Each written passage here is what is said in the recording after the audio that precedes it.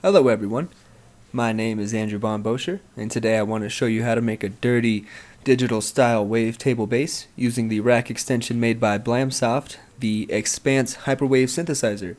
The track that you just heard was something I just made for this tutorial real quick, but I want to show you guys how to make that gritty type of bass sound from scratch, so let's get started. I do have a new project already opened, and for time's sake I did just copy and paste the notes from the previous project over to here. And a couple of things before we get started real quick. One is that I'm playing these notes at a very low octave at E1, and the second thing is that they're being sustained for one full bar, so it's just one bar, one note. And again, this isn't the right or wrong way to do this, but it is a good way to get started. So in my rack, I already have a combinator created here, so just create a combinator. And in our combinator, let's create an instance of eXpanse. Blamsoft here, and there you go. First and foremost, let's set the polyphony to 1. And that way, only one note can be triggered at a time. It's a very thick bass sound, so any notes on top of each other starts to get really muddy. And we're going to set this to legato. That way it doesn't re-trigger every time we have a note if it's on top of itself. That way we can make cool notes if we actually wanted to. Set the volume to about -4.3 decibels, and you can always hold shift, click and drag to hone in on specific numbers. And then we're going to go to the first oscillator section here. We're going to set this to number 4 instead of number 1 to digital 2. We're going to set the position to 228. So that way it starts to really mess with the waveform. Keep the random phase at 100 and the noise at 0. Next we're going to go to the mod section here. We're going to set the first mod mode to Juno. What Juno does is it starts to eliminate parts of the waveform like a pulse width modulator. Just like a square wave essentially. And what we're going to do is set the amount to about 45.3% so it starts shaving off parts of the sound here. Next we're going to go to the second mod section and set this to PD, which is phase distortion, and we're going to set the amount to about 18.7% or 18.8, whatever works. Now we're going to set the octave over here to -1.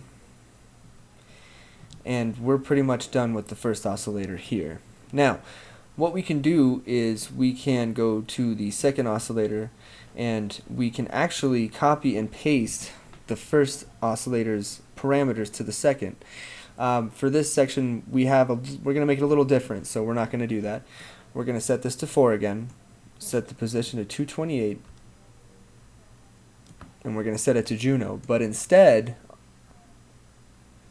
we're going to only set the mod 1 amount to about 75%. We're going to increase it quite a bit. Not 100, but still 75. That way it starts shaving off parts of the sound. Next we're going to do is we're going to set the unison over here, linear tuning, to 3.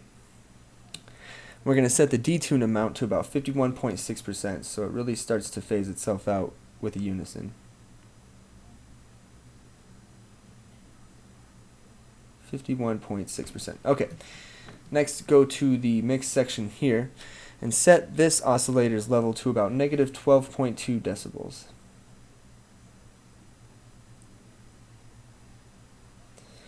Also, make sure to keep the octave at 0, not -1 like the first oscillator here.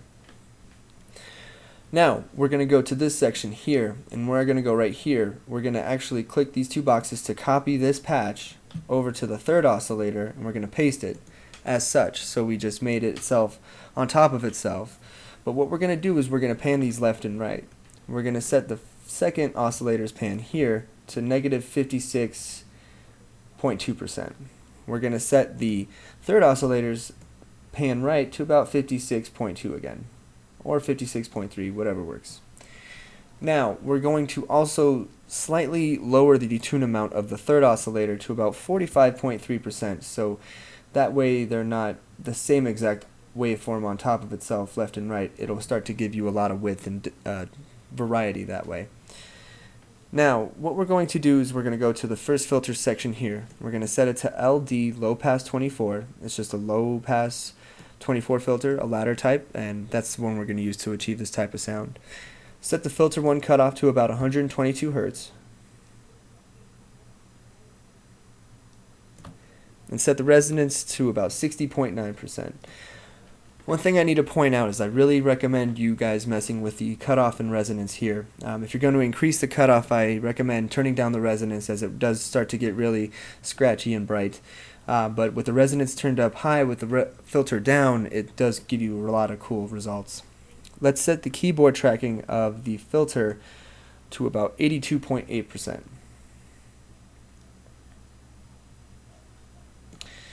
And then we're going to set the filter 1 envelope amount to 46.9%. What's going to happen is we're going to use the mod envelope below to modulate the filter frequency.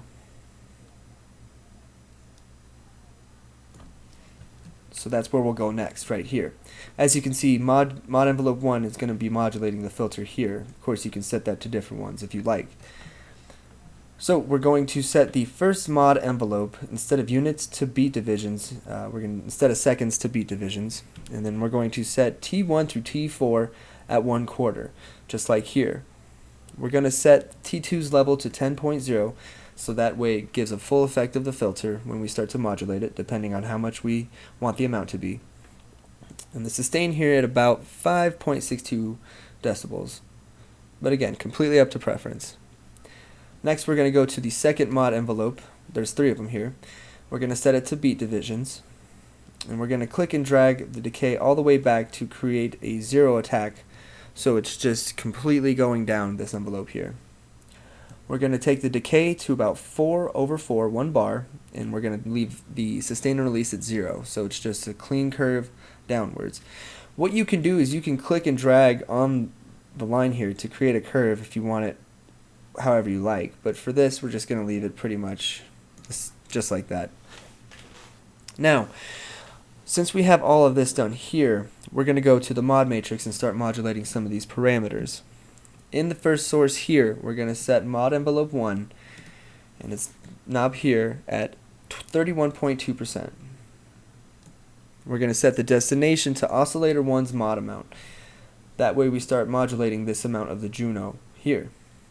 Next, we're going to use the second knob on the mod envelope 1, so we're going to have the mod envelope 1 also modulate at about 21.9% again, around right here. And we're going to set this destination of number 2 to oscillator 2's position. That way we start to modulate this actual knob here. Set it to 21.9 again, and do that for oscillator 3's position and destination 3 as well. 21.8% will work as well. Now, at this point, you can always use the unipolar section here to create a 0 to 100, all the way left to all the way right, or you can keep it bipolar, meaning -100 to 100, 0 in the middle. You can really achieve some really cool effects if you increase the amount of all these things here, as well as the unipolar modulation, but for the sake of this tutorial we're just going to keep it like this. Next, we're going to go to the second source. We're going to create mod envelope 2. We're going to set that to 6.2%, and we're going to set the first destination to oscillator 1's pitch.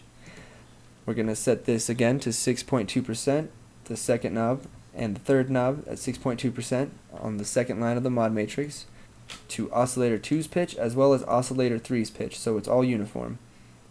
But again, this pitch modulation can achieve some cool effects if you use unipolar modulation, as well as increase the effects here. If we took a listen to what we have now, the amp envelope would make it to where it's not really full, so we're going to increase the decay and sustain all the way up. And again, this is completely up to you of how you'd like to do this. I'm going to turn the release down so there's not too much of a tail, and I'm going to decrease the attack so it actually triggers a little faster. This is what we have to listen to now.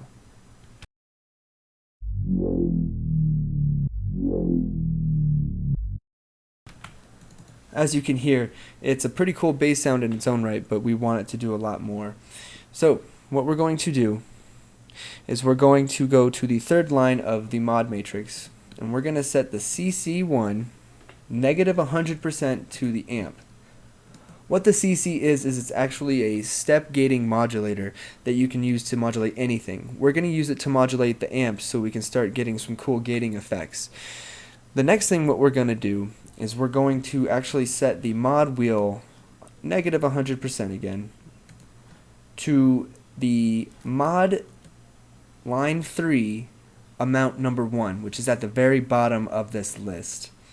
What that will do is essentially I can modulate when this gate starts to actually affect the amp depending on where I turn this. Next we're actually going to go to the sequencer here, the CC sequencer. We're going to click and hold all of these here and turn the mode on to mono. That way we'll start modulating each note one at a time instead of polyphony, since we have it at 1 anyway. And we're also going to go to the 9/16 section to have it a 16-step modulation source. Click and drag to make sure to activate all of them.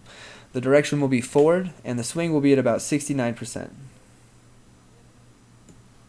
Now, to achieve the type of sound that I got, essentially what's going to happen is when I turn these all the way to 0, the note will actually play. When I turn it up, it'll essentially gate it off. So for the sound that we got in my tutorial, I used numbers 4, 6, 10, 12, and 14. Now, make sure to turn the rate up to 16 if you want that type of effect that I had in the tutorial. And I'm going to turn up the mod wheel, and this is what we have.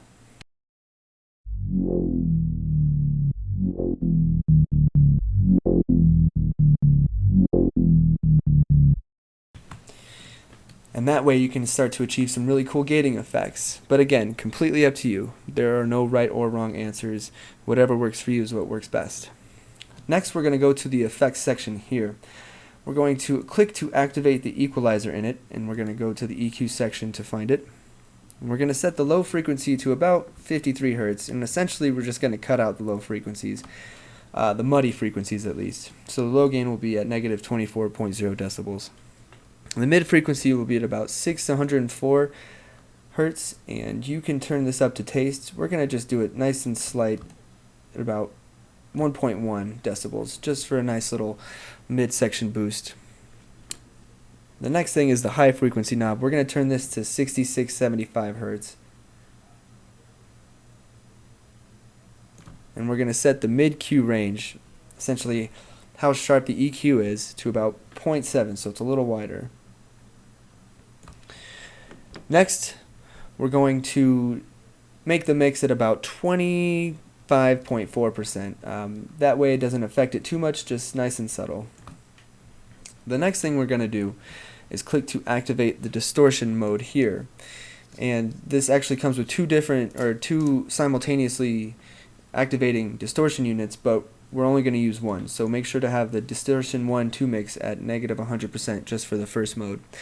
We're going to set the first mode to fold back, and then we're going to set the amount to about 26.6%, so just slightly higher than the default. And then the tone will be at about negative 25%, so it's not too bright.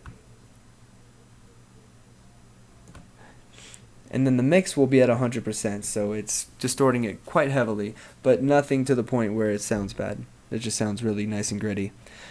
The next thing we're going to do is go to the reverb section here, click to activate it, and then go here.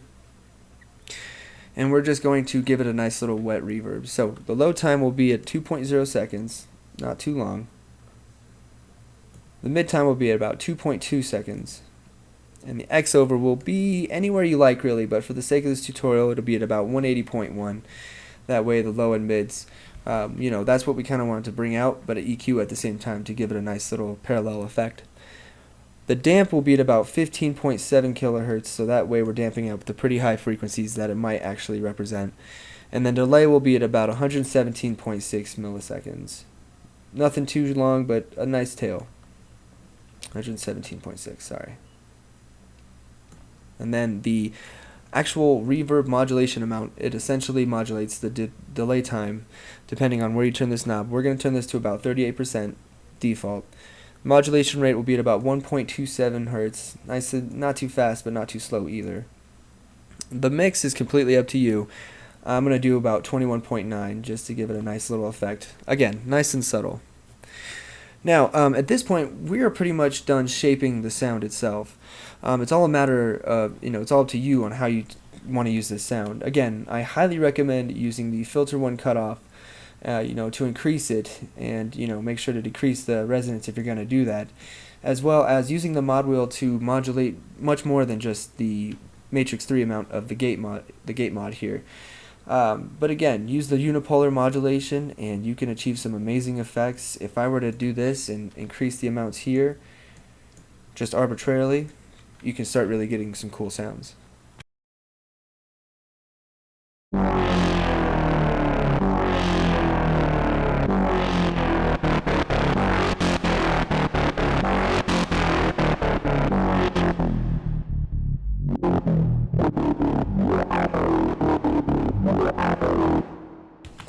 And as you can hear, it's all depending on how you want to use this. Now, one thing you can also do with this is you can activate the compressor it comes with, and you can use it to sidechain the signal itself, just like a sidechain compressor, but you don't need an M class to do it or any other one. All you need to do is just have a sidechain compression source. So we can just create a redrum very simply, route the first channel of the redrum to the sidechain effects here, and just get a kick from the basic factory sound bank, and make sure to turn down the threshold to taste and increase the knee if you want a more gradual compression instead of sharp, and turn up the ratio to make it more aggressive. And again, do that with the threshold as well. Turn up the attack if you want, turn down the release, or do however you like, and it all depends on how you want to do it. But with the sidechain compressor, it really does start to give some cool effects.